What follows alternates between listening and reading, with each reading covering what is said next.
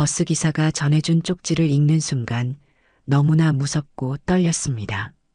어떻게 며느리라는 사람이 이런 계획을 세울 수 있는 것인지 당황하고 정신이 없었지만 우리 아들 얼굴만 떠올랐습니다. 믿기지가 않았지만 무조건 살아야겠다고 도망쳐야겠다는 생각밖에 없었습니다. 영상 시청 전 구독과 좋아요 꼭 부탁드립니다. 감사합니다. 오늘따라 유독 선선한 가을 바람이 불어오는 날이었습니다. 서영숙 여사의 아파트 창문으로 노란 은행잎이 한 장 날아들었죠. 마치 무언가를 알리려는 듯이 말입니다. 창가에 서 있던 영숙은 그 잎을 손으로 살짝 잡아보았습니다. 가을이 깊어가고 있었죠. 어머니, 이번 주말에 온천 여행 다녀오세요. 건강에 좋을 거예요. 영숙은 갑자기 찾아온 며느리 정혜진의 말에 의아한 눈빛을 감추지 못했습니다. 아들 민호가 뇌종양으로 하늘나라로 떠난 지 벌써 1년이 지났는데 그동안 연락 한 번 없던 며느리가 갑자기 온천 여행을 제안한 것이죠. 평소 명절에도 얼굴 비치기 힘들었던 혜진이었습니다. 갑자기 웬 온천 여행이니? 나 혼자서? 영숙의 물음에 혜진은 미소를 지으며 부드럽게 대답했습니다. 제가 모시고 갈게요. 어머니 요즘 너무 외로워 보이셔서 민호 오빠도 하늘에서 보면 좋아할 것 같아서요. 혜진의 목소리에는 달콤함이 묻어 있었지만 눈빛은 어딘가 다른 곳을 향하고 있었습니다. 영숙은 망설였지만 아들의 모습이 그리워 결국 수락했죠. 그래, 가보자. 민호도 내가 여행 가면 좋아할 거야. 요즘 집에만 있어서 답답했거든. 여행 당일 혜진은 평소보다 짐을 많이 챙겼습니다. 커다란 여행 가방 2개에 각종 짐을 꾸리고 있었죠. 영숙이 의아한 표정을 짓자 혜진은 밝게 웃으며 대답했습니다. 어머니, 혹시 모르니까 갈아입을 옷도 넉넉히 챙겨야죠. 온천 지역은 날씨가 변덕스러워서요. 춥다가도 갑자기 더워질 수 있거든요. 그런데 이상한 점이 눈에 띄었습니다. 혜진이 영숙의 통장과 도장, 그리고 각종 중요 서류들을 가방에 넣는 모습이었어요. 그건 왜 챙기는 거니? 여행에 통장이랑 도장은 왜 필요해? 혹시 필요할 수 있잖아요. 여행 중에 급하게 돈을 찾아야 할 수도 있고, 요새는 신분증 없이는 아무것도 할 수 없으니까요. 걱정 마세요. 제가 잘 보관할게요. 영숙은 이상한 느낌을 지울 수 없었지만 며느리를 의심하는 것이 미안해 더 묻지 않았습니다.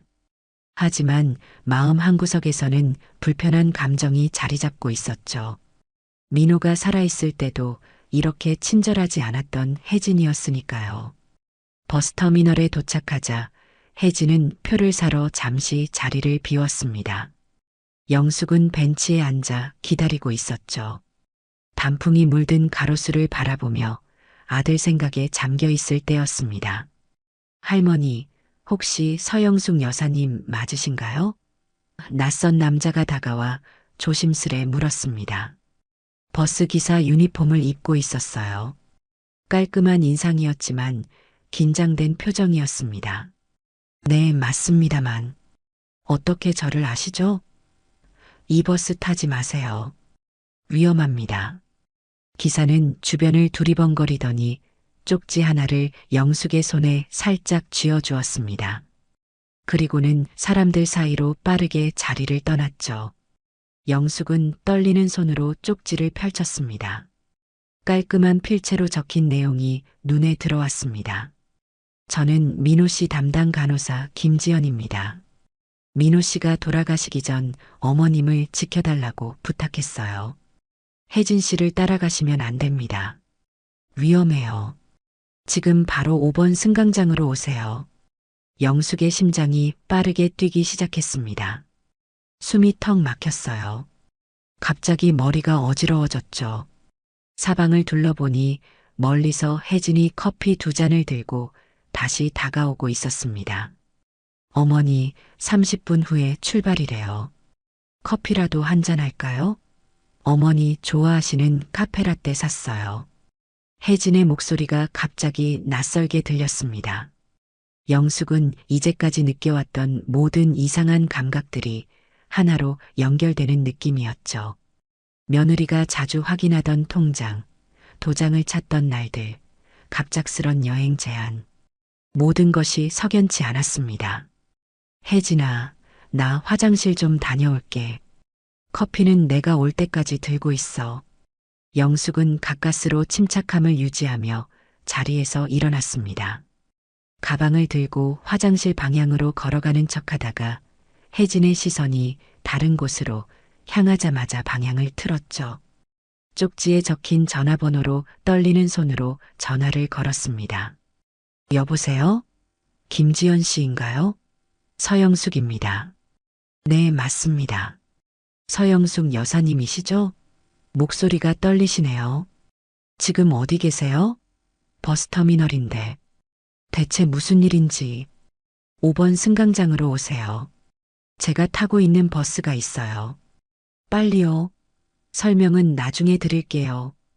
영숙은 본능적으로 지연의 지시에 따랐습니다. 심장이 터질 듯이 뛰었죠. 뒤를 돌아보니 혜진이 영숙을 찾아 두리번거리는 모습이 보였습니다. 서둘러 5번 승강장으로 발걸음을 옮겼습니다. 도대체 무슨 일이 벌어지고 있는 걸까요? 아들 민호는 왜 담당 간호사에게 그런 부탁을 한 걸까요? 영숙의 마음속에는 두려움과 의문이 가득했습니다. 하지만 지금은 본능적으로 위험에서 벗어나야 한다는 생각뿐이었죠. 5번 승강장에 도착한 영숙의 눈앞에 작은 관광버스 한 대가 서 있었습니다. 버스 문이 열리고 30대 중반으로 보이는 단정한 여성이 내려왔죠. 긴 생머리에 지적인 인상의 여성이었습니다.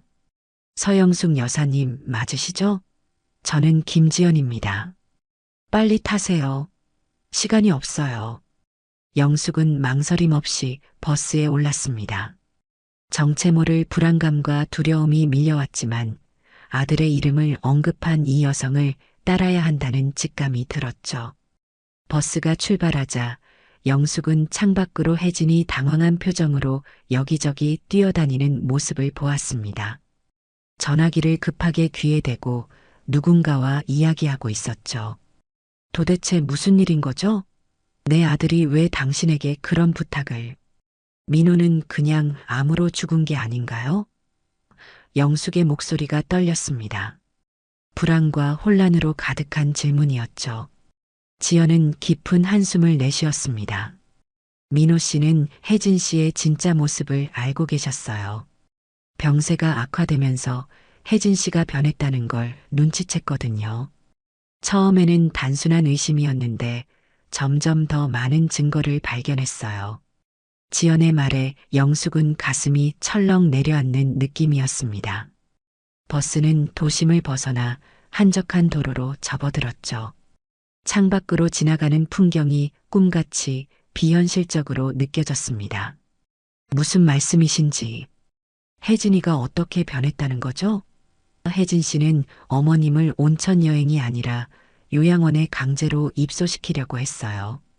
치매 진단을 받게 한 뒤에 말이죠. 이미 모든 준비를 마쳤더라고요. 청천벽력 같은 지연의 말에 영숙은 숨을 쉴 수 없을 정도로 충격을 받았습니다. 온몸이 차가워지는 느낌이었죠. 그동안 느꼈던 이상한 점들이 이제야 이해가 되었습니다. 그럴 리가. 혜진이가 왜 그런 짓을. 우리 민호의 아내인데. 어머님 재산 때문이에요. 민호 씨가 남긴 보험금과 아파트. 혜진 씨는 그걸 노리고 있었어요. 어머님을 치매 환자로 만들어 법적 권한을 가져가려 했던 거죠. 영숙의 눈에서 눈물이 흘렀습니다. 아들을 잃은 슬픔도 모자라 이제는 며느리의 배신까지. 세상이 무너지는 느낌이었죠. 믿었던 사람에게 이런 배신을 당하다니 가슴이 찢어지는 아픔이었습니다. 민호가 언제 이런 걸 알게 된 거죠? 저한테는 아무 말도 하지 않았는데. 병원에 입원했을 때부터요. 혜진 씨가 병원에서 통화하는 걸 우연히 들었대요. 요양원 상담을 받고 있더래요. 처음엔 믿지 않으셨지만 점점 더 많은 정황이 드러났죠. 버스는 조용한 주택가로 들어섰습니다. 그곳에 작은 카페가 있었죠. 아담하고 아늑한 분위기의 공간이었습니다. 지연은 영숙을 안내했습니다. 여기서 좀 더 자세히 이야기해요. 안전한 곳이니 걱정 마세요. 저희 친구가 운영하는 카페거든요. 카페 안에는 40대 후반의 남성이 기다리고 있었습니다. 짧은 머리에 날카로운 눈매, 진중한 인상의 사람이었죠. 그는 영숙을 보자 공손하게 일어나 인사했습니다. 안녕하세요, 서영숙 여사님. 저는 박강현입니다. 민호 씨 대학 동창이자 전직 형사예요. 민호가 돌아가기 전에 저한테 연락해서 도움을 청했습니다. 강현은 노트북을 펼쳤습니다. 화면에는 혜진이 어떤 남자와 만나는 사진들이 있었죠. 친밀한 모습이 담겨 있었습니다. 이건 혜진 씨가 민호 씨 치료 중에 만나던 사람입니다. 바로 민호 씨 주치의였던 김동석 의사죠. 두 사람은 민호 씨가 병원에 입원하기 전부터 관계가 있었던 것 같습니다. 영숙은 입을 다물지 못했습니다. 충격이 너무 커서 말문이 막혔어요. 다리에 힘이 풀려 의자에 더 깊숙이 앉았습니다. 민호는 이걸 어떻게 알게 된 거죠? 병원에 누워 있었잖아요. 병원에 입원해 있으면서도 혜진 씨의 행동이 이상하다고 느꼈어요. 면회 시간이 지나고 나면 바로 나가던 혜진 씨가 갑자기 병원에 오래 머물기 시작했거든요. 그래서 저한테 연락해서 조사를 부탁했죠. 강연의 설명에 영숙은 가슴이 찢어지는 아픔을 느꼈습니다. 죽음을 앞둔 아들이 아내의 배신을 알게 되었다니 얼마나 고통스러웠을까요? 외롭게 그 사실을 감내했을 아들을 생각하니 더욱 가슴 아팠습니다. 그때 지연의 전화가 울렸습니다. 지연은 전화를 받고 몇 마디 대화를 나눈 후 심각한 표정으로 말했습니다. 혜진 씨가 경찰에 신고했어요. 어머님이 치매 증상으로 실종되셨다고. 지금 경찰이 찾고 있대요. 영숙은 충격과 분노로 온몸이 떨렸습니다. 내가 치매라고? 평생 가정을 꾸리고 교사로 일하며 아들을 키워온 내가 어이가 없었습니다. 증거가 필요해요. 혜진 씨가 이런 계획을 세웠다는 증거가. 강연의 말에 지연이 가방에서 파일을 꺼냈습니다. 빨간색 바인더에 정리된 서류들이었습니다. 이건 민호 씨가 남긴 거예요. 혜진 씨가 몰래 진행한 요양원 계약서와 치매 진단 의뢰서 사본이에요. 민호 씨가 복사해 두었던 거죠. 혜진 씨 모르게 말이에요. 서류를 보는 영숙의 손이 떨렸습니다. 분명히 혜진의 서명이 있었고 서영숙 마이너스 알츠하이머 초기 증상이라는 진단명이 적혀 있었죠. 그리고 마지막 페이지에서 영숙은 숨을 멈췄습니다. 이건 내 서명이랑 도장인데 난 이런 서류에 도장 찍은 적이 없어요. 위조된 거예요. 혜진 씨가 어머님 도장을 복제했을 가능성이 높아요. 이건 명백한 사기죠. 영숙의 머릿속이 하얘졌습니다. 평생 정직하게 살아온 자신이 이런 사기를 당하다니. 그것도 가족이라 믿었던 사람에게. 배신감과 충격으로 가슴이 무너지는 듯 했습니다. 어떻게 해야 하죠? 내 집에도 못 가는 건가요? 이제 어디서 살아야? 강연이 단호하게 말했습니다. 걱정 마세요. 민호 씨가 모든 걸 준비해 두었으니까요. 우선은 안전한 곳으로 모시겠습니다. 그리고 법적 대응을 시작할 거예요. 혜진 씨의 범죄 행위는 분명히 처벌받아야 합니다. 창밖으로 노을이 지고 있었습니다. 하루 만에 영숙의 인생이 완전히 뒤바뀐 순간이었죠. 배신감과 충격으로 가슴이 아팠지만 한편으로는 죽음을 앞두고도 어머니를 지키려 했던 아들의 사랑이 느껴졌습니다. 민호야, 내가 이렇게까지 걱정했었구나. 외롭게 얼마나 힘들었을까. 영숙의 속삭임이 가을바람에 실려 사라졌습니다. 그녀의 눈에서는 슬픔과 결의가 함께 빛나고 있었습니다. 다음 날 아침 영숙은 지연이 마련해준 안정가옥에서 눈을 떴습니다. 잠시 혼란스러움을 느꼈지만 곧 어제의 충격적인 사실들이 기억났죠. 낯선 이불의 감촉, 모르는 집의 천장. 모든 것이 꿈 같았지만 슬프게도 현실이었습니다. 창문으로 들어오는 햇살이 따뜻했지만 영숙의 마음은 얼음장처럼 차가웠습니다. 어머님, 아침 드셔야죠. 든든히 드셔야 힘이 날 거예요. 지연이 따뜻한 미소로 식사를 준비해 왔습니다. 김이 모락모락 나는 된장찌개와 반찬들이 소박하게 차려져 있었죠. 고마워요, 지연 씨. 하지만 밥 먹을 기분이 안 나는구나. 어제 일이 꿈만 같아서. 그래도 드셔야 해요. 오늘 할 일이 많거든요. 민호 씨가 어머님을 위해 남겨둔 중요한 것들을 봐야 해요. 지연의 말에 영숙은 의아한 표정을 지었습니다. 아들이 또 무엇을 남겨두었다는 걸까요? 아침 식사를 간신히 반 정도 마치자 강연이 도착했습니다. 손에는 낡은 열쇠 하나를 들고 있었죠. 빛바랜 황동색의 작은 열쇠였습니다. 서영숙 여사님, 민호 씨가 남긴 중요한 것이 있습니다. 바로 이 열쇠가 그 답을 갖고 있어요. 영숙은 열쇠를 바라보았습니다. 처음 보는 열쇠였죠. 작고 낡았지만 아들의 마지막 메시지를 품고 있는 것 같았습니다. 이게 뭐니? 본 적 없는 열쇠인데. 민호 씨의 회사 사무실에 있는 비밀 금고 열쇠입니다. 죽기 전에 저한테 맡겼어요. 어머니가 위험할 때만 열어보라고 말이죠. 그리고 어머니께만 내용을 보여주라고 신신당부했습니다. 강연의 말에 영숙의 가슴이 저릿해졌습니다. 아들이 죽음을 예감하고 이런 준비까지 했다니. 눈물이 흘렀지만 영숙은 빠르게 닦아냈죠. 이제는 강해져야 했으니까요. 가봐야겠구나. 민호가 무슨 메시지를 남겼는지 확인해야지. 내 아들이 내 앞날까지 걱정했다니. 세 사람은 강연의 차를 타고 민호의 사무실로 향했습니다. 회사는 폐업한 상태였지만 아직 정리되지 않은 민호의 개인 사무실이 남아 있었죠. 건물은 조용했고 먼지가 쌓인 복도를 지나 사무실 문 앞에 섰습니다.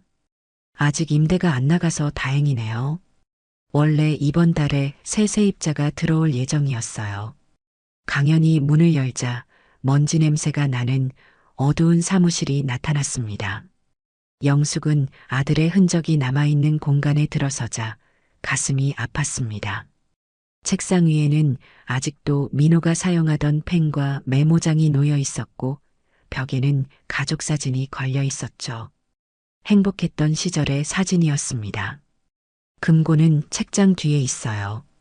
민호 씨는 아무도 모르게 설치했대요. 강연이 무거운 책장을 옮기자 벽에 매립된 작은 금고가 드러났습니다. 회색 금속으로 된 평범한 금고처럼 보였지만 영숙에게는 아들의 마지막 메시지가 담긴 보물상자 같았죠.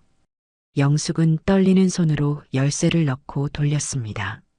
딸깍하는 소리와 함께 금고 문이 열렸습니다. 금고 안에는 여러 서류들, USB, 그리고 작은 노트가 있었습니다. 강연이 노트를 꺼냈죠. 검은색 가죽 표지의 노트북이었습니다. 이건 혜진 씨의 일기장이에요. 민호 씨가 어떻게 구했는지 모르겠지만 아마도 결정적인 단서를 발견한 계기가 되었을 거예요. 영숙은 일기장을 펼쳤습니다. 깔끔한 필체로 가득 채워진 페이지들. 그 안에는 충격적인 내용들이 가득했죠. 오늘 동석 오빠를 만났다.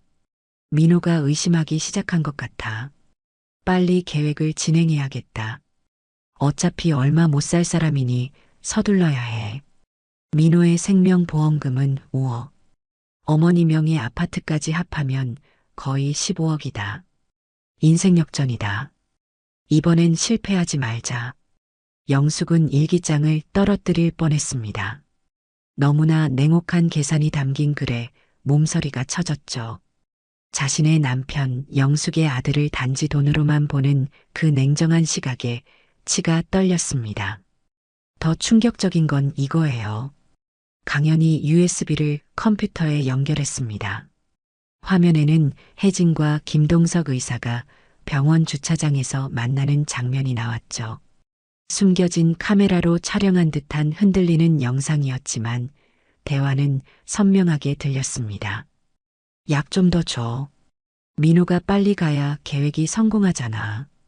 병세가 점점 호전되는 것 같아. 혜진아, 위험해. 의심받을 수 있어. 이미 많이 바꿔치기 했잖아. 괜찮아. 어차피 말기 암 환자야. 누가 의심하겠어? 약 때문인지 병 때문인지 누가 알겠어. 영상 속 대화를 듣는 영숙의 얼굴이 하얗게 변했습니다. 다리에 힘이 빠져 의자에 주저앉았죠. 이건 단순한 불륜이 아니라 계획적인 살인이었습니다. 이건 살인, 내 아들을 죽인 거네요. 민호 씨는 이 사실을 알고 나서 모든 치료를 거부했어요. 그리고 남은 시간 동안 증거를 모았죠. 어머님을 지키기 위해서요. 지연의 설명에 영숙은 망연자실했습니다. 아들이 겪었을 고통과 배신감을 생각하니 가슴이 찢어질 것 같았죠. 혼자서 이 모든 진실을 안고 어머니에게는 아무 말도 하지 않았다니. 그런데 왜 경찰에 신고하지 않았어? 이건 명백한 살인 시도인데 증거가 확실하지 않았어요. 그리고 무엇보다 어머님을 걱정했대요. 혜진 씨가 어머님을 해칠까봐. 민호 씨는 자신의 죽음보다 어머님의 안전을 더 염려했습니다. 영숙은 흐르는 눈물을 멈출 수 없었습니다. 죽음을 앞둔 아들이 자신의 복수보다 어머니의 안전을 먼저 생각했다니 가슴이 미어지는 느낌이었습니다. 금고에서 나온 다른 서류들을 살펴보는데 갑자기 사무실 문이 열렸습니다. 예상치 못한 인물이 서 있었죠. 아, 역시 여기 계셨군요. 찾기 힘들었어요. 마른 체구에 날카로운 눈빛을 가진 40대 남성이었습니다. 정장을 입고 있었지만 단정하지 않은 인상이었죠. 당신은 누구죠? 어떻게 여길? 강연히 경계하며 물었습니다. 그의 손은 이미 전화기를 잡고 있었고 긴장된 표정이었습니다. 저는 최준혁입니다. 혜진의 전 남편이죠. 놀라셨죠? 저도 혜진의 존재를 알게 되어 놀랐습니다. 세 사람의 얼굴에 놀라움이 스쳤습니다. 혜진에게 전 남편이 있었다니 민호도 알고 있었을까요? 준혁은 자리에 앉으며 쓴웃음을 지었습니다. 그의 표정에는 쓰라린 경험에서 오는 냉소가 배어 있었죠. 저도 혜진에게 속았습니다. 제 재산을 노리고 결혼했다가 민호 씨라는 더 큰 물고기를 만나자 이혼했죠. 그게 3년 전이었습니다. 영숙은 혼란스러운 눈빛으로 준혁을 바라보았습니다. 새로운 정보가 너무 많아 머리가 어지러웠습니다. 당신이 어떻게 우리를 찾았죠? 그리고 왜? 저는 2년 동안 혜진을 감시해왔어요. 복수하고 싶었거든요. 그러다 민호 씨와 혜진의 결혼 소식을 들었고 민호 씨에게 경고하려 했습니다. 하지만 이미 늦었죠. 준혁은 슬픈 표정으로 계속 말했습니다. 민호 씨가 병석에 누웠을 때 병원을 찾아갔어요. 그때 민호 씨에게 모든 것을 말했고 그가 저한테 도움을 청했습니다. 혜진이 또 다른 피해자를 만들지 못하게 막자고요. 준혁의 말에 영숙은 새로운 충격을 받았습니다. 아들은 이런 진실까지 알고 있었던 거군요.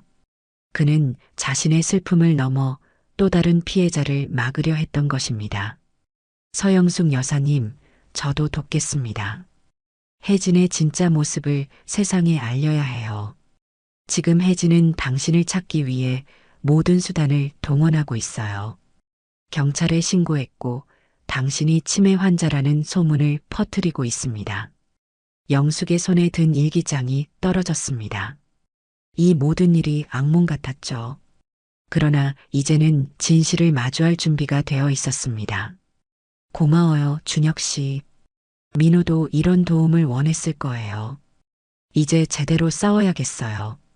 강연이 금고에서 발견한 다른 증거들을 정리하기 시작했습니다. 음성 녹음, 위조된 서류 사본, 은행 기록. 아들은 모든 것을 철저히 준비해 두었습니다. 민호 씨는 정말 대단했어요. 이런 상황에서도 어머님을 위해 이렇게까지. 지연의 말에 영숙은 가슴 깊은 곳에서 뜨거운 감정이 밀려오는 것을 느꼈습니다. 슬픔과 자랑스러움이 뒤섞인 감정이었죠. 내 아들이, 항상 어머니 생각만 했던 내 착한 아들이. 그때 준혁의 전화가 울렸습니다. 그는 전화를 받고 잠시 대화를 나눈 후 심각한 표정으로 말했습니다. 혜진이 여러분의 집을 뒤지고 있어요. 귀중품을 찾는 것 같아요. 제 친구가 감시하고 있었거든요.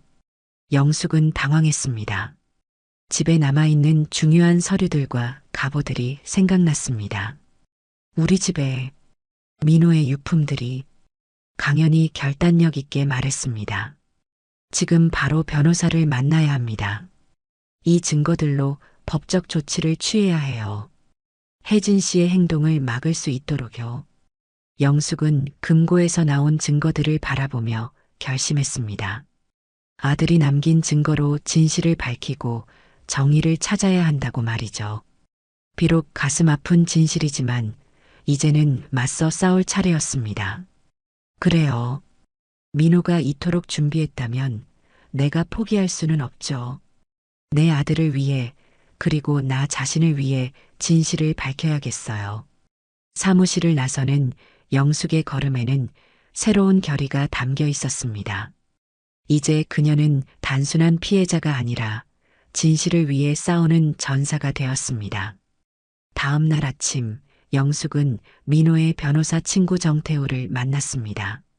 강연의 소개로 마련된 자리였죠. 유명 로펌의 변호사인 태우는 30대 중반으로 날카로운 눈빛과 정확한 언어를 구사하는 사람이었습니다.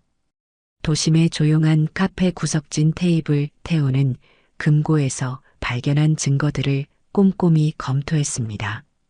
증거는 충분합니다. 혜진 씨의 범죄 의도가 명백해요. 위조, 사기, 그리고 살인 미수까지. 심각한 혐의들이죠. 태우의 말에 영숙은 안도의 한숨을 내쉬었습니다. 그러나 동시에 마음 한 구석이 무너져 내리는 느낌이었죠. 며느리의 배신을 법정에서 다퉈야 한다니. 상상도 못했던 일이었습니다. 어떤 조치를 취해야 하나요? 지금 당장 할 수 있는 일은요? 우선 계좌 동결부터 시작해야 합니다. 혜진 씨가 이미 어르신 재산에 접근하려 시도했을 가능성이 높아요. 통장을 가지고 있다고 하셨죠? 태우의 말에 영숙은 다급히 지갑을 열었습니다. 통장은 혜진이 가져갔지만 별도로 가지고 다니던 은행 카드는 있었죠. 오래된 체크카드였지만 계좌 확인은 가능했습니다. 이걸로 계좌 확인할 수 있을까요? 주거래 은행 카드인데. 충분합니다. 지금 바로 은행에 가서 확인해 보죠. 카페를 나와 근처 은행으로 향했습니다. 유리문을 열고 들어가자 쾌적한 냉방과 함께 은행 특유의 분위기가 느껴졌습니다. 창구로 가서 영숙의 계좌를 확인한 은행 직원의 표정이 굳어졌죠. 서영숙 고객님, 어제 오후에 1억 원이 출금되었네요. 인터넷 뱅킹으로요. 본인 맞으신가요? 영숙의 얼굴이 하얗게 변했습니다. 1억 원이라니. 평생 교직에 몸담으며 모은 돈의 대부분이었죠. 제가 인터넷 뱅킹을 한 적이 없어요. 그리고 그 통장은 제가 갖고 있지도 않았는데. 태우가 신속하게 개입했습니다. 명백한 사기 사례입니다. 즉시 계좌 동결 신청서를 작성하겠습니다. 그리고 부정 출금에 대한 신고도요. CCTV 확인도 가능할까요? 은행 직원은 당황한 기색이 역력했지만 태우의 전문성 있는 태도에 협조적으로 변했습니다. 경찰 신고가 들어오면 CCTV 제공이 가능합니다. 그리고 이체 기록을 확인해 보니 정혜진님 계좌로 이체되었네요. 태우와 영숙은 의미심장한 눈빛을 교환했습니다. 이건 명백한 증거였죠. 은행을 나오는 영숙의 다리가 후들거렸습니다. 태우가 부축했죠. 괜찮으세요? 잠시 저기 벤치에서 쉬었다 가시죠. 내 돈이, 평생 모은 돈이, 어떻게 이럴 수가. 그때 누군가 영숙의 이름을 불렀습니다. 서영숙 씨, 여기서 뭐 하세요? 70대 초반의 우아한 여성이 급하게 다가왔습니다. 영숙의 옆집에 살던 황 여사였죠. 잘 정돈된 회색 머리에 고급스러운 옷차림이 인상적인 여성이었습니다. 황 여사님, 여긴 어쩐 일로? 큰일 났어요. 당신 며느리가 당신을 찾아 난리예요. 치매 증상이 있어서 실종됐다고 경찰까지 불렀더라고요. 아파트 주민들에게 다 소문냈어요. 영숙은 놀라움에 말문이 막혔습니다. 황 여사는 주변을 살피더니 목소리를 낮췄죠. 그 며느리 믿지 마세요. 제 친구 박명자도 그 여자한테 당했어요. 다 알고 있었어요, 난. 네, 무슨 말씀이세요? 황 여사의 눈에 분노가 어렸습니다. 오랫동안 간직했던 비밀을 털어놓는 듯한 표정이었죠. 혜진이란 여자, 이전에도 노인들 재산을 노리고 접근했다가 돈 빼돌리고 사라졌다는 소문이 있어요. 우리 친구 명자도 며느리라며 접근해서 5천만 원을 가로챘죠. 얼굴만 다르게 기억했는데 사진 보니 틀림없이 그 여자예요. 태우와 영숙은 놀란 눈빛을 교환했습니다. 혜진의 범행이 이번이 처음이 아니라는 증거가 나타난 것이죠. 새로운 피해자, 새로운 증인이 생긴 셈이었습니다. 황 여사님, 자세히 말씀해 주시겠어요? 법적 조치를 준비 중인데 아주 중요한 증거가 될 수 있어요. 가까운 카페로 다시 돌아와 황 여사의 이야기를 들었습니다. 혜진은 노인들을 대상으로 한 전문적인 사기꾼이었죠. 혼자 사는 부유한 노인들에게 접근해 신뢰를 얻은 후 재산을 갈취했다는 것입니다. 특히 자식이 있지만 관계가 소원한 노인들을 노렸다고 합니다. 민호가 혜진과 결혼했을 때 난 왜 몰랐을까? 내가 알아봤어야 했는데. 영숙의 자책에 황 여사가 손을 잡아주었습니다. 따뜻한 위로가 담긴 손길이었죠. 사랑에 빠진 아들이 어떻게 알았겠어요? 사기꾼들은 처음엔 천사처럼 다가오니까. 그리고 영숙 씨, 당신 잘못 아니야. 혜진 같은 사람은 너무 교묘해서 알아채기 힘들어요. 대화 중에 강현에게서 전화가 왔습니다. 심각한 목소리였죠. 서영숙 여사님, 혜진이 어르신 아파트 앞에 감시하고 있어요. 집에는 절대 가시면 안 됩니다. 그리고 더 심각한 소식이 있어요. 무슨 일이죠? 더 나쁜 일이 있나요? 혜진이 법원에 후견인 지정을 신청했어요. 어르신을 법적 무능력자로 지정해서 모든 재산과 의사결정권을 가져가려는 거죠. 빨리 대응해야 합니다. 영숙은 절망감에 한숨을 내쉬었습니다. 이제 자기 집에도 못 가는 신세가 되었군요. 그리고 법적으로도 자신의 권리를 빼앗으려는 시도까지. 너무 빠르게 진행되는 상황에 현기증이 날 지경이었습니다. 태우가 결단력 있는 목소리로 말했습니다. 법원에 긴급보호 명령을 신청하겠습니다. 그리고 혜진 씨에 대한 고소장도 준비할게요. 사기, 횡령, 문서 위조. 그리고 가능하다면 살인 미수까지요. 그때 준혁이 카페에 도착했습니다. 손에는 노트북을 들고 있었죠. 그의 얼굴에는 승리의 미소가 어려 있었습니다. 중요한 증거를 찾았습니다. 혜진이 민호의 보험금을 받아 고급 아파트를 계약했어요. 어제 강남의 부동산에서 계약금을 걸었더군요. 5억짜리 아파트예요. 준혁은 노트북을 펼쳐 사진을 보여주었습니다. 혜진이 부동산에서 계약서에 서명하는 모습이 선명하게 찍혀 있었죠. 날짜와 시간까지 기록된 명백한 증거였습니다. 어떻게 이런 사진을? 제가 혜진을 감시하고 있었어요. 복수하려고요. 그동안 모아둔 증거들이 이렇게 쓸모가 있을 줄은 몰랐네요. 준혁의 눈에 복잡한 감정이 스쳤습니다. 분노와 상처, 그리고 결연함이 섞인 눈빛이었죠. 그도 혜진에게 깊은 상처를 받은 피해자였습니다. 아들의 보험금으로. 그 돈은 민호가 나를 위해 남긴 건데 어떻게 이럴 수가. 영숙의 목소리가 떨렸습니다. 황 여사가 그녀의 손을 꼭 잡아주었죠. 걱정 마세요. 우리가 도와드릴게요. 이런 나쁜 사람은 반드시 벌을 받아야 해요.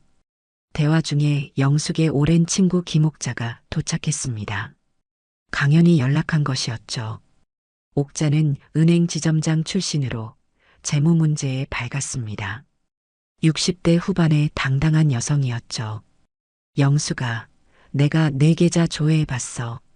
출금된 1억은 추적 가능해. 혜진이 자기 명의 계좌로 바로 이체했더라고. 내가 은행 지점장 할 때 친구가 있어서 알아봤어. 자기 이름으로? 그렇게 뻔뻔하게. 태우가 놀라워했습니다. 옥자는 자신감 있게 고개를 끄덕였죠. 바로 고소장의 증거로 첨부할 수 있어요. 명백한 횡령이니까요. 금융 범죄는 증거가 명확해서 다행이에요. 준혁이 냉소적인 표정으로 덧붙였습니다. 혜진은 항상 자신감이 넘쳤어요. 자기가 절대 잡히지 않을 거라 생각하는 타입이죠. 그게 약점이에요. 자만심 때문에 실수를 하거든요. 방 안에 모인 사람들의 표정이 결연해졌습니다. 영숙은 이런 친구들과 동맹자들이 있다는 사실에 마음이 따뜻해졌죠. 혼자가 아니라는 사실이 큰 힘이 되었습니다. 고맙습니다. 여러분, 민호가 혼자 싸우던 걸 생각하면 얼마나 외로웠을까요? 하지만 이제 우리가 함께 싸울 거예요. 영숙의 눈에 눈물이 고였습니다. 하지만 이번에는 슬픔의 눈물이 아니라 결의와 희망의 눈물이었죠. 강연이 조용히 말했습니다. 민호 씨는 혼자가 아니었어요. 저희가 함께했고 지금은 어머님과 함께합니다. 그리고 이제는 더 많은 동맹자들이 있어요. 창밖으로 해가 서서히 기울고 있었습니다. 모두 각자의 역할로 움직이기 시작했죠. 태우는 법원에 필요한 서류를 준비하고 옥자는 계좌 추적을 계속했습니다. 준혁과 강현은 혜진의 동선을 감시하기로 했고 지연은 영숙과 함께 안전가옥으로 돌아갔습니다. 돌아가는 차 안에서 영숙은 창밖을 바라보며 생각에 잠겼습니다. 아들의 죽음, 며느리의 배신, 그리고 지금의 위기. 그러나 동시에 이렇게 자신을 돕는 사람들이 있다는 사실이 큰 위안이 되었죠. 어두운 터널 속에서도 희망의 빛이 보이는 것 같았습니다. 사흘 후 영숙은 안전가옥에서의 생활에 조금씩 적응해가고 있었습니다. 하지만 자신의 집이 그리웠죠. 오랜 세월 살아온 공간, 민호의 어린 시절 사진들이 있는 그곳. 특히 민호의 유품들이 마음에 걸렸습니다. 어머님, 잠시 집에 다녀올 수 있어요. 혜진이 오늘 법원에 갔거든요. 후견인 신청 관련 일로요. 지연의 말에 영숙은 눈이 반짝였습니다. 집에 가서 필요한 물건들과 아들의 사진을 가져올 수 있다는 생각에 마음이 들떴죠. 정말? 갈 수 있을까? 꼭 가져와야 할 것들이 있어. 네, 강현 씨가 확인했어요. 혜진이 오늘 오전에 후견인 지정 신청으로 법원에 갔대요. 적어도 2시간은 걸릴 거라고 해요. 영숙의 얼굴이 잠시 굳어졌습니다. 후견인 지정이라니. 이 단어가 주는 의미가 무거웠습니다. 그게 정확히 뭐지? 법적으로 어떤 의미인가요? 혜진이 어머님을 법적으로 무능력자로 지정해서 모든 재산과 의사결정권을 가져가려는 거예요. 치매나 정신질환이 있다고 주장하면서요. 분노가 치밀었지만 영숙은 침착함을 유지했습니다. 집에 가서 중요한 서류들을 가져와야 했죠. 특히 민호가 남겼을지도 모르는 추가 증거들이 있을 수 있었습니다. 지연의 차로 아파트에 도착했습니다. 익숙한 현관문 앞에 서자 영숙의 가슴이 뭉클해졌습니다. 열쇠를 넣고 돌리자 딸깍 소리와 함께 문이 열렸죠. 집 안에는 약간의 먼지가 쌓여 있었지만 그래도 자신의 공간이었습니다. 빨리 필요한 거 챙기세요. 20분 정도만 있다가 나가요. 혹시 모르니까요. 영숙은 서둘러 방으로 들어가 옷가지와 약 그리고 민호의 사진첩을 가방에 넣었습니다. 서랍에서 여분의 통장과 인감도 찾아냈죠. 거실 벽에 걸린 민호의 대학 졸업 사진을 보자 가슴이 아팠습니다. 밝게 웃고 있는 아들의 모습, 그때는 미래가 밝았었는데 책장에서 중요한 서류 파일들을 꺼내던 중 민호의 다이어리를 발견했습니다. 평소 일정을 꼼꼼히 기록하던 아들이었기에 이 안에도 중요한 단서가 있을지 모른다는 생각이 들었습니다. 어머님, 서둘러요. 벌써 15분이 지났어요. 챙길 것을 다 챙기고 현관으로 향하는데 갑자기 초인종이 울렸습니다. 영숙과 지연은 얼어붙었죠. 서로 긴장된 눈빛을 교환했습니다. 누구세요? 밖에서 남자 목소리가 들렸습니다. 서영숙 여사님 계십니까? 저희는 경찰입니다. 가족분이 신고하셔서 왔습니다. 지연이 영숙에게 손짓했습니다. 조용히 하라는 신호였죠. 그리고 작은 목소리로 속삭였습니다. 진짜 경찰이 아닐 수 있어요. 혜진이 보낸 사람들일 가능성이 커요.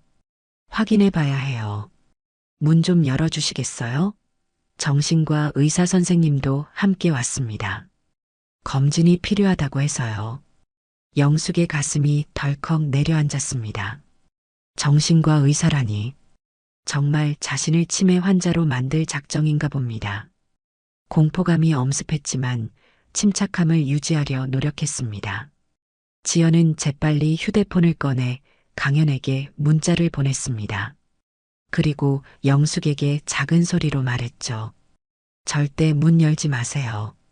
진짜 경찰이면 영장 없이 강제로 들어올 수 없어요. 그냥 묵비권을 행사하시고 문 앞에서 대화하지 마세요. 문 밖에서는 계속 노크 소리가 들렸습니다. 점점 강해지는 소리에 영숙은 불안해졌지만 침착함을 유지했죠.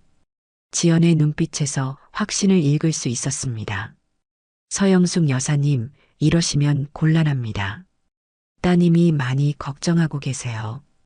따님이요? 영숙이 의아해했습니다. 혜진은 딸이 아닌 며느리인데 이건 확실히 이상했습니다. 지연이 귓속말로 알려주었습니다. 거짓말이에요.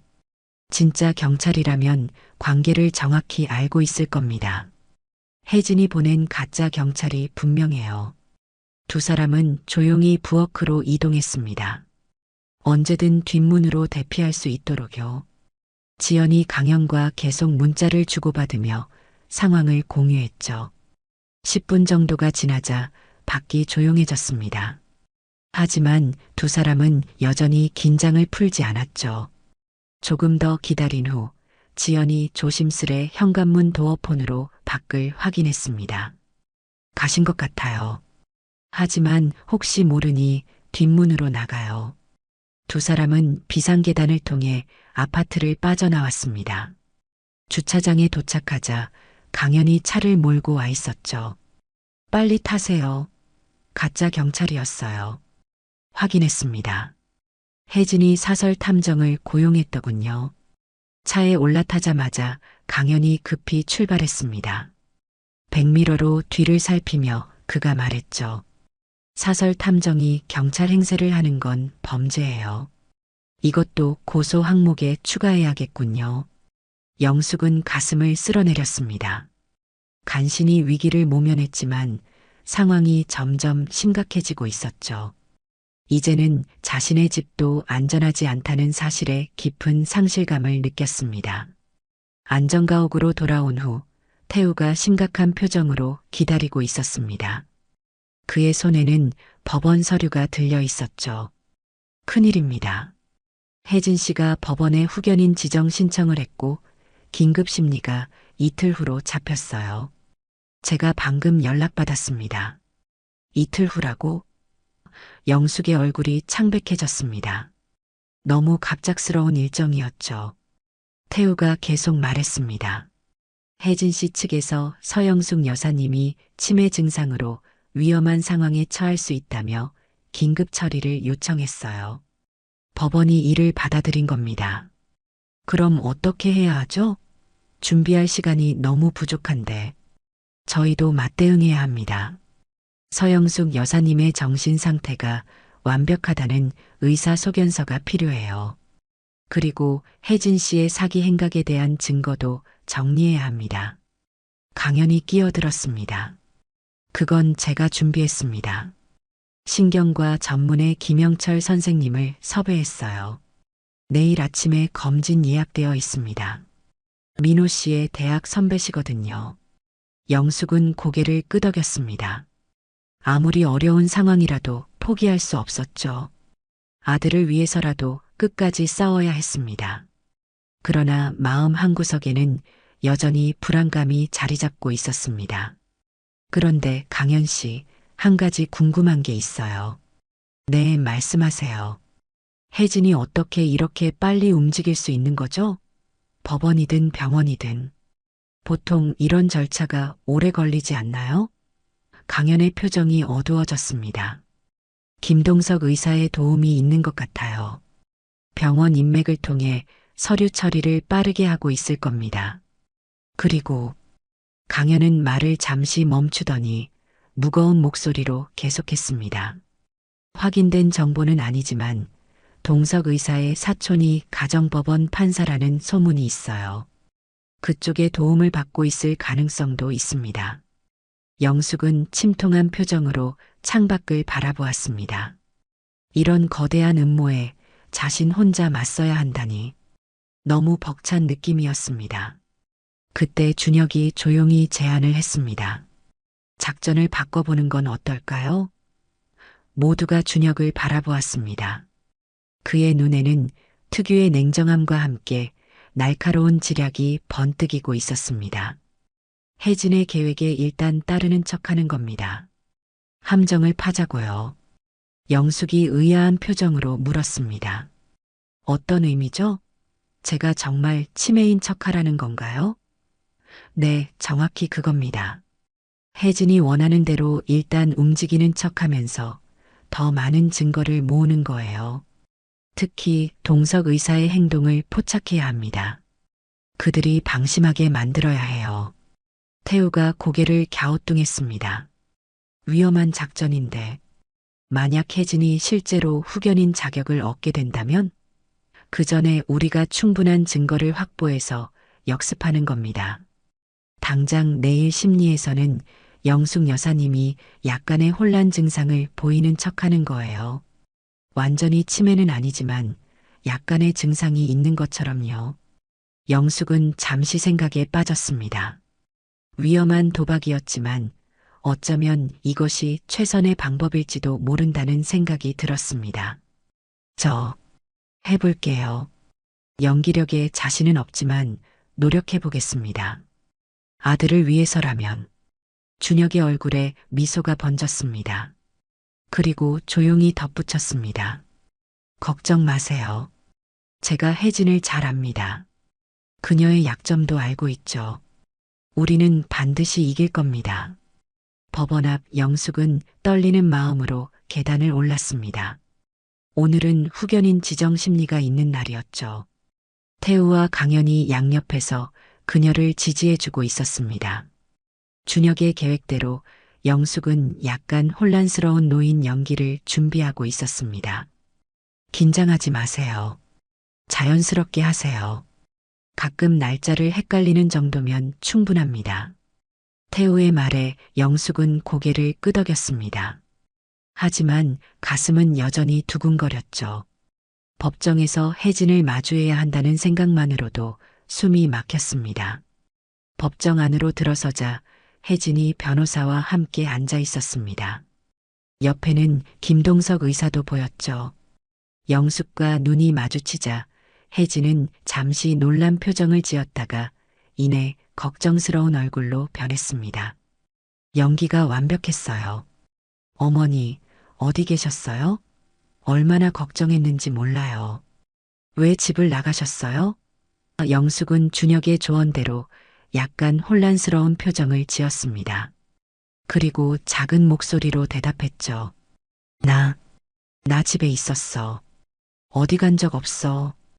혜진은 재판관을 향해 의미심장한 눈빛을 보냈습니다. 보셨죠? 기억을 못하고 있어요 라는 뜻이었죠. 영숙은 연기하는 것이 불편했지만 이것이 최선의 전략이라고 믿었습니다. 재판이 시작되었습니다. 혜진 측 변호사가 먼저 발언했습니다. 존경하는 판사님, 서영숙 여사님은 최근 치매 초기 증상을 보이고 계십니다. 기억력 감퇴, 판단력 저하, 가출 충동. 이런 상태로는 홀로 생활하시기 위험합니다. 저희 의뢰인은 시어머니를 사랑하는 마음으로 법적 보호를 요청하는 것입니다. 동석 의사가 일어나 의학적 소견을 발표했습니다. 그는 영숙의 상태를 매우 심각하게 묘사했고 즉각적인 보호가 필요하다고 강조했죠. 태우가 일어섰습니다. 판사님, 이는 완전한 거짓입니다. 서영숙 여사님은 정신과 전문의 검진 결과 어떠한 인지 장애도 없으십니다. 오히려 정혜진 씨가 서영숙 여사님의 재산을 불법적으로 취득하려 한 정황이 다수 발견되었습니다. 판사는 두 변호사의 주장을 경청한 후 증거 제시를 요청했습니다. 혜진 측에서는 의사 소견서와 영숙이 혼란스러워하는 모습을 담은 동영상을 제출했죠. 교묘하게 편집된 영상이었습니다. 태우는 차분하게 반박했습니다. 저희는 다음 증거들을 제출합니다. 첫째, 서영숙 여사님의 최근 정신과 검진 결과. 둘째, 정혜진 씨가 서영숙 여사님 명의의 계좌에서 불법 인출한 기록. 셋째, 요양원 강제 입소를 위해 위조한 서류들. 증거가 차례로 제시되는 동안 혜진의 얼굴이 점점 굳어갔습니다. 특히 계좌 인출 기록이 나오자 당황한 기색이 역력했죠. 그러나 그녀의 변호사는 재빠르게 반박했습니다. 이 모든 증거는 서영숙 여사님의 치매 증상이 악화된 후에 수집된 것입니다. 증거의 신빙성이 의심됩니다. 영숙은 준혁의 작전대로 가끔 혼란스러운 표정을 짓거나 중얼거리는 연기를 했습니다. 판사는 양측의 주장을 주의 깊게 듣고 있었습니다. 그리고 마지막으로 고 민호 씨가 남긴 영상 증언을 재생하겠습니다. 법정 스크린에 민호의 얼굴이 나타났습니다. 병상에 누워있지만 눈빛은 또렷했죠. 저는 이재민호입니다. 이 영상을 보시는 분들께 제 아내 정혜진이 저의 어머니 서영숙의 재산을 노리고 있다고 믿습니다. 제가 병으로 세상을 떠나면 어머니가 위험해질 것이라고 생각합니다. 영상을 보는 영숙의 눈에서 눈물이 흘렀습니다. 이것은 연기가 아니었습니다. 아들의 목소리를 다시 듣는 것만으로도 가슴이 미어졌죠.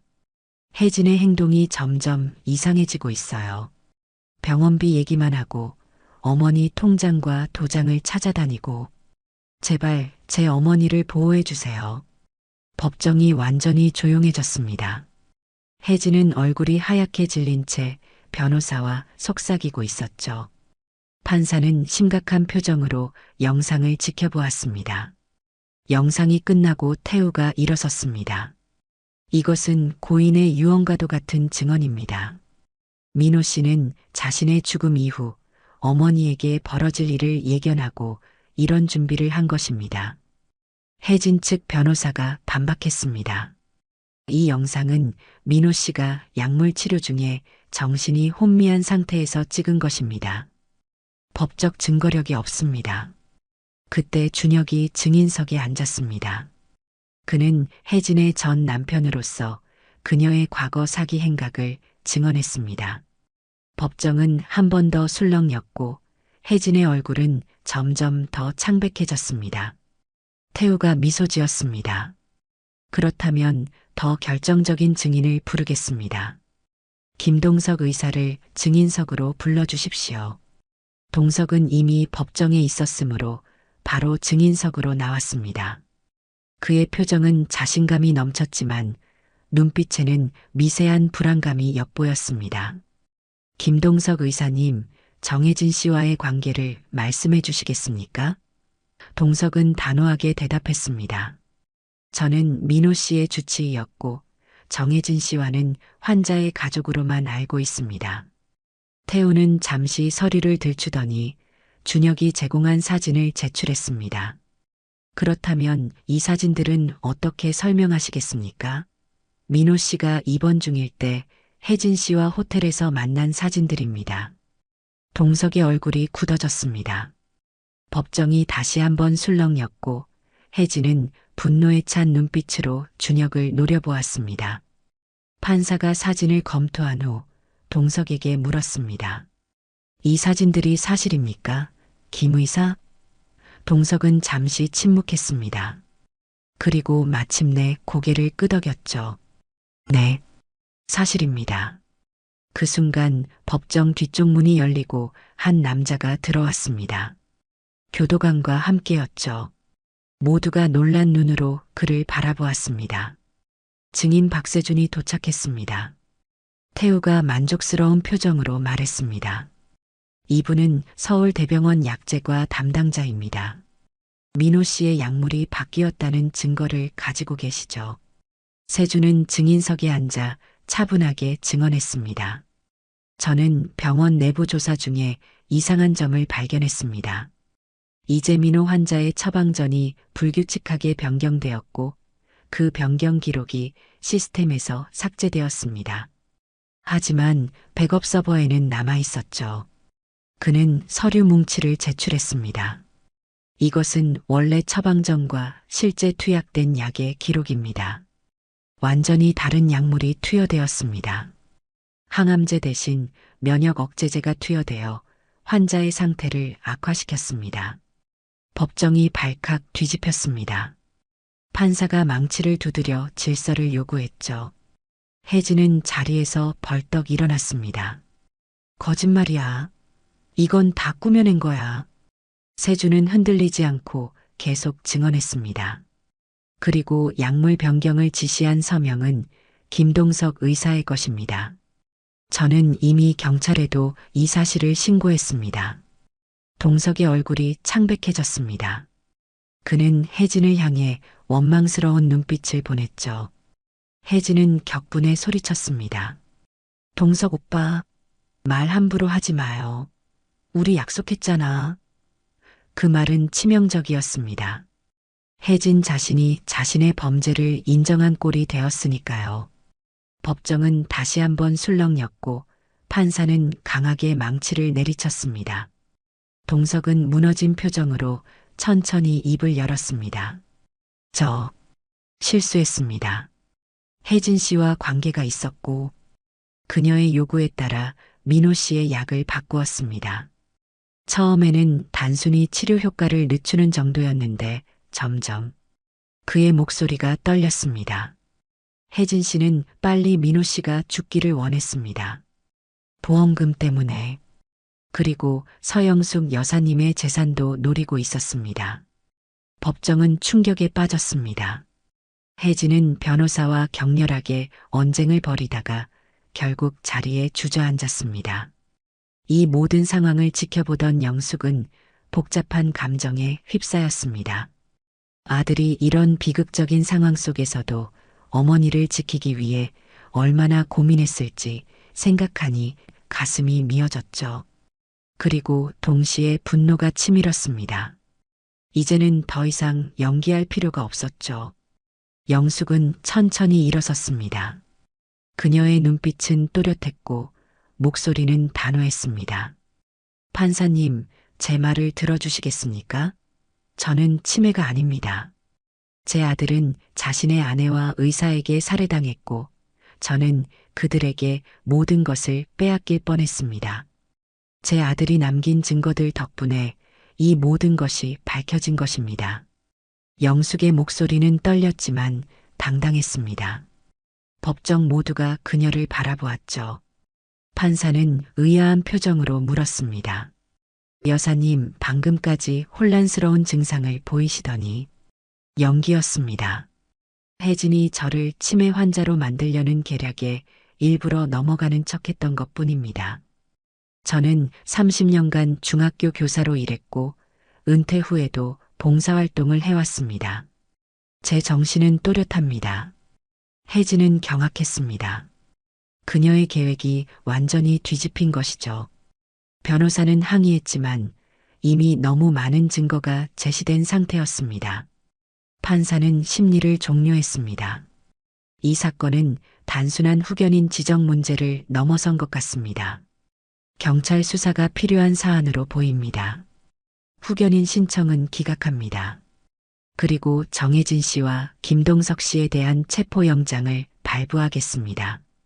경찰이 법정으로 들어와 혜진과 동석을 체포했습니다. 혜진은 영숙에게 원망의 눈빛을 던졌습니다. 어머니, 이게 다 무슨 짓이에요? 내가 민호 오빠를 얼마나 사랑했는데.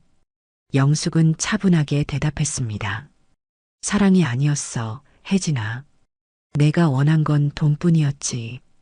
우리 민호는 그걸 알았어. 그리고 나를 지키기 위해 마지막까지 싸웠던 거야. 혜진은 더 이상 할 말을 찾지 못했습니다. 경찰에 의해 연행되며 그녀의 얼굴에는 패배와 분노가 뒤섞여 있었죠. 법원을 나선 영숙은 깊은 숨을 내쉬었습니다. 가을 하늘이 유난히 높고 파랗게 느껴졌죠.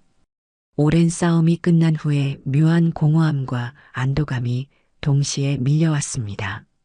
민호야, 내 어머니가 이겼다. 한 달 후 판결이 내려졌습니다.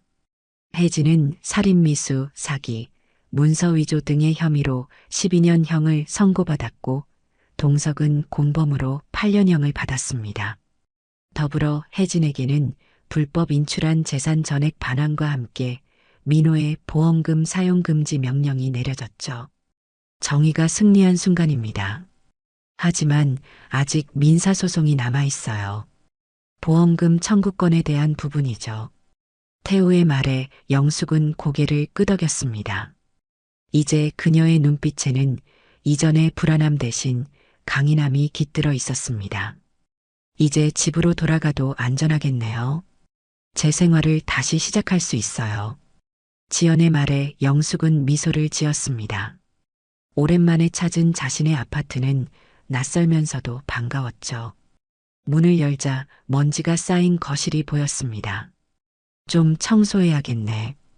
그동안 방치되어 있었으니. 친구 옥자가 웃으며 말했습니다. 내가 도와줄게. 우리 다 같이 해보자고. 오늘은 대청소의 날이야. 지연, 강연, 준혁, 옥자 모두가 힘을 합쳐 집안 청소를 시작했습니다. 창문을 활짝 열자 가을 햇살이 따사롭게 들어왔고 웃음소리가 집안에 가득했죠. 오랜만에 영숙의 얼굴에도 진짜 웃음이 번졌습니다. 청소를 하다가 영숙은 민호의 옛방에 들어갔습니다. 아들의 흔적이 그대로 남아있는 공간이었죠. 책상 위에 놓인 사진첩을 펼쳐보니 민호의 어린 시절부터 성인이 된 모습까지 담겨 있었습니다. 민호야. 잠시 혼자 있고 싶어 문을 닫았습니다. 아들의 물건들을 정리하며 서랍 깊숙이 USB 하나를 발견했죠.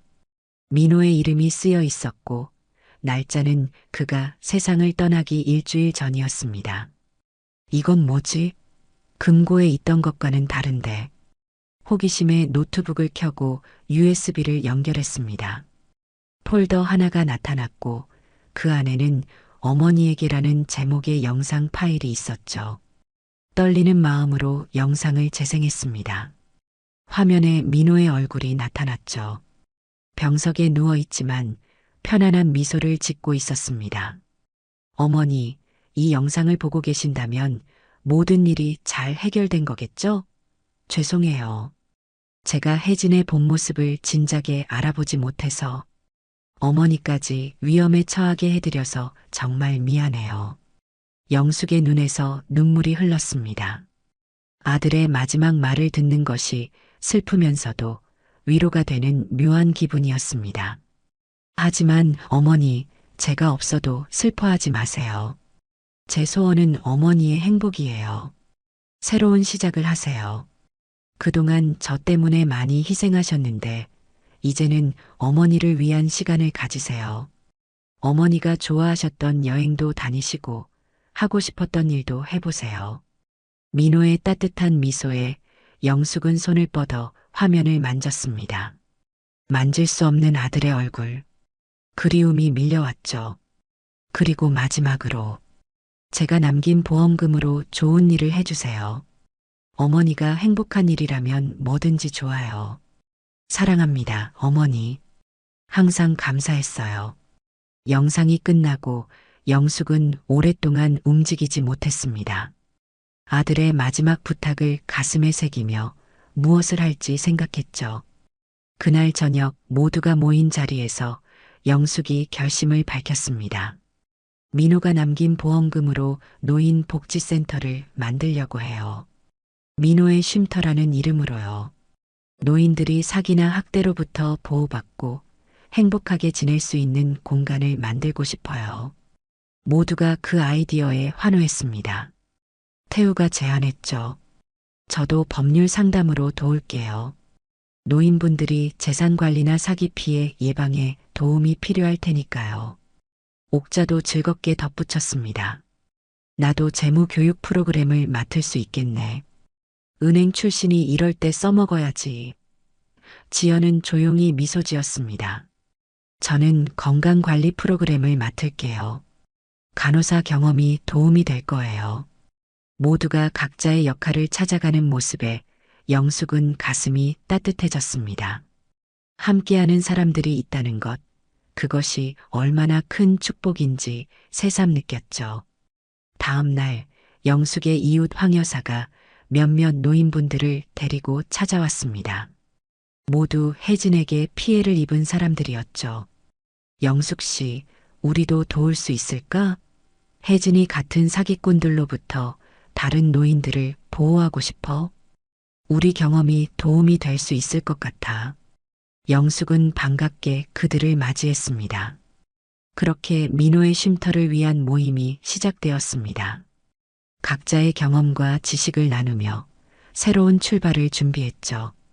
그들의 이야기가 방송에 소개되면서 비슷한 피해를 입은 노인들이 연락해왔고 사회적 관심도 높아졌습니다. 지역 정치인들도 관심을 보이기 시작했고 노인 권익 보호를 위한 법안 마련에도 영숙의 사례가 큰 영향을 미쳤습니다. 봄이 다가오자 민호의 쉼터를 위한 부지를 찾았습니다. 도심에서 조금 떨어진 조용한 동네, 넓은 정원이 있는 옛 한옥을 개조하기로 했죠. 영숙은 그곳의 정원에 벚꽃나무를 심기로 결정했습니다. 민호가 생전에 좋아했던 꽃이었으니까요. 벚꽃이 필 때쯤 개원식을 하면 좋겠어요. 민호도 하늘에서 보면 좋아할 것 같아요. 영숙의 말에 모두가 고개를 끄덕였습니다. 봄의 시작과 함께 민호의 쉼터도 시작될 것이었습니다. 1년 후 따스한 봄날이 찾아왔습니다. 도시 외곽의 조용한 동네, 민호의 쉼터가 문을 연 지도 6개월이 지났죠. 복지센터 앞마당에는 민호가 좋아했던 벚꽃나무들이 활짝 피어 분홍빛 꽃잎을 흩날리고 있었습니다. 어머님, 오늘 행사 준비 다 됐어요. 벌써 손님들이 오기 시작했어요. 지연이 영숙에게 다가왔습니다. 영숙은 이제 민호의 쉼터 이사장이 되었고 지연은 센터 운영을 함께 돕고 있었죠. 둘 다 밝은 표정이었지만 눈에는 약간의 긴장감도 보였습니다. 고마워, 지연아. 우리 민호가 이런 모습을 볼 수 있다면 얼마나 좋아했을까. 오늘이 정말 특별한 날이니까. 영숙의 눈에 살짝 눈물이 고였지만 빠르게 닦아냈습니다. 오늘은 기쁜 날이었으니까요. 노인권익보호법이 국회를 통과한 것을 기념하는 작은 행사를 준비했습니다. 영숙과 황 여사를 비롯한 피해자들의 사연이 알려지면서 법 제정에 큰 영향을 미쳤죠. 어머님, 벌써 사람들이 많이 오고 있어요. 지역 국회의원도 오셨네요. 센터 마당으로 여러 노인분들이 모여들기 시작했습니다. 모두 민호의 쉼터에서 도움을 받고 있는 분들이었죠. 자서전 쓰기 교실, 재무교육, 건강관리, 법률 상담. 다양한 프로그램을 통해 많은 노인들이 새로운 삶을 찾아가고 있었습니다. 서영숙 선생님, 제가 쓴 자서전 첫 장을 봐주세요. 드디어 제 인생 이야기를 글로 쓸 수 있게 되었어요. 80대 할머니가 자랑스럽게 종이를 내밀었습니다. 영숙은 미소 지으며 받아들었죠. 와, 정말 멋지네요. 글씨도 정확하고 내용도 감동적이에요. 할머니의 삶이 생생하게 느껴져요. 할머니의 얼굴에 자부심이 번졌습니다. 평생 배우지 못했던 글을 이제야 배워 자신의 이야기를 쓰는 기쁨을 느끼고 있었죠. 행사가 시작되고 강연이 무대에 올랐습니다. 그는 이제 민호의 쉼터의 법률 자문 역할을 맡고 있었습니다. 오늘은 특별한 날입니다. 우리 모두의 노력으로 노인 권익보호법이 통과되었습니다. 이제 재산 사기, 강제 입소, 자유제한과 같은 노인 학대를 막을 수 있는 법적 장치가 마련되었죠. 이 법안은 서영숙 여사님과 여러분들의 용기 있는 증언이 있었기에 가능했습니다. 박수 소리가 터져 나왔습니다. 영숙은 가슴이 뿌듯했습니다. 아들의 비극적인 죽음이 많은 노인들을 보호하는 계기가 되었다는 사실이 위안이 되었죠. 그리고 이 모든 것의 중심에는 서영숙 여사님이 계십니다. 모두를 대표해 무대로 모시겠습니다. 영숙은 천천히 무대로 올라갔습니다. 그녀의 머리카락은 더 하얘졌지만 눈빛은 더욱 강인해 보였죠. 마이크 앞에 서서 준비한 이야기를 시작했습니다. 저는 특별한 사람이 아닙니다. 그저 평범한 어머니였고 평범한 노인입니다. 하지만 제 아들 민호가 남긴 용기와 사랑 덕분에 오늘 여러분 앞에 설 수 있게 되었습니다. 청중들이 숨죽여 영숙의 이야기를 들었습니다. 우리 모두는 존중받을 권리가 있습니다. 나이가 들었다고, 약해졌다고 무시당할 수 없습니다. 우리의 목소리는 소중하고 우리의 삶은 가치가 있습니다. 이것이 우리가 배운 가장 중요한 교훈입니다. 노인들의 눈에서 눈물이 흘렀습니다. 영숙의 말 한마디 한마디가 그들의 가슴에 와닿았죠. 제 아들은 저를 지키기 위해 마지막 순간까지 싸웠습니다. 그리고 민호는 그 사랑을 다른 사람들에게도 나누길 원했어요. 이것이 민호의 쉼터가 존재하는 이유입니다. 영숙은 잠시 숨을 고르고 말을 이었습니다. 오늘 이 벚꽃 아래에서 여러분과 약속하고 싶습니다. 우리는 함께 서로를 지키고 서로의 권리를 존중하며 나이 든다는 것이 두려움이 아닌 축복이 되는 사회를 만들어 나갈 것입니다. 우렁찬 박수가 터져 나왔습니다. 영숙은 무대에서 내려와 친구들과 함께 벚꽃나무 아래로 걸어갔습니다. 옥자, 황여사, 지연, 강연, 태우, 준혁. 이제는 모두 가족 같은 존재가 되었죠. 영숙아, 너 정말 대단해. 우리 모두가 자랑스러워해. 옥자가 영숙의 손을 꼭 잡았습니다. 영숙은 미소 지었죠. 나 혼자가 아니야. 우리 모두 함께였잖아. 벚꽃 아래 작은 테이블이 차려져 있었습니다. 다과와 차가 준비되어 있었죠. 모두가 둘러앉아 이야기를 나누기 시작했습니다. 어머님, 이거 보세요. 지연이 작은 앨범을 건넸습니다. 그 안에는 민호의 쉼터에서 지난 6개월간 있었던 일들의 사진이 담겨 있었죠. 노인들의 웃는 얼굴, 함께하는 활동들, 그리고 변화되어 가는 모습들. 우리가 정말 많은 일을 했네요. 영숙은 감동에 젖어 사진들을 넘겼습니다. 마지막 페이지에는 민호의 사진이 있었죠. 그 밑에 작은 글씨로 적혀 있었습니다. 모든 것이 사랑에서 시작되었습니다. 영숙은 사진을 가슴에 안았습니다. 그리고 하늘을 바라보았죠. 파란 하늘 아래 벚꽃이 흩날리는 모습이 마치 축복처럼 느껴졌습니다. 민호야, 보고 있니? 엄마가 내 약속을 지켰어. 바람이 살랑 불어 벚꽃잎을 날렸습니다. 마치 대답하는 것처럼 영숙의 얼굴을 스치고 지나갔죠. 강연이 다가와 조용히 말했습니다. 어머님, 혹시 앞으로의 계획이 있으신가요? 영숙은 잠시 생각에 잠겼다가 미소 지었습니다. 더 많은 민호의 쉼터를 만들고 싶어요. 다른 도시에도 필요한 노인분들이 많을 테니까요. 멋진 계획이네요. 저희가 함께 하겠습니다. 영숙의 주변에 모인 사람들이 하나같이 고개를 끄덕였습니다. 그들의 눈빛에는 결연함과 따뜻함이 함께 있었죠. 벚꽃잎이 계속 흩날리는 가운데 영숙은 행복한 미소를 지었습니다. 아픔을 이겨내고 새로운 시작을 한 자신이 자랑스러웠죠. 그리고 무엇보다 이렇게 소중한 사람들과 함께할 수 있다는 것에 감사했습니다. 여러분, 내년에도 이 벚꽃 아래에서 다시 만나요. 그때는 더 많은 분들과 함께요. 모두가 잔을 들어 약속했습니다. 영숙의 마음속에는 평화가 찾아왔고 그녀의 눈빛에는 새로운 희망이 빛나고 있었습니다.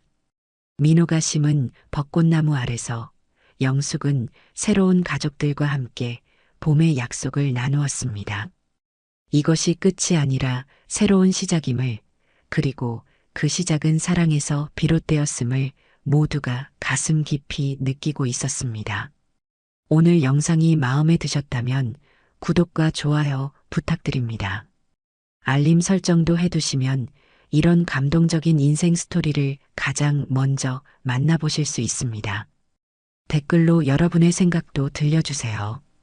다음 영상에서 또 만나요. 감사합니다.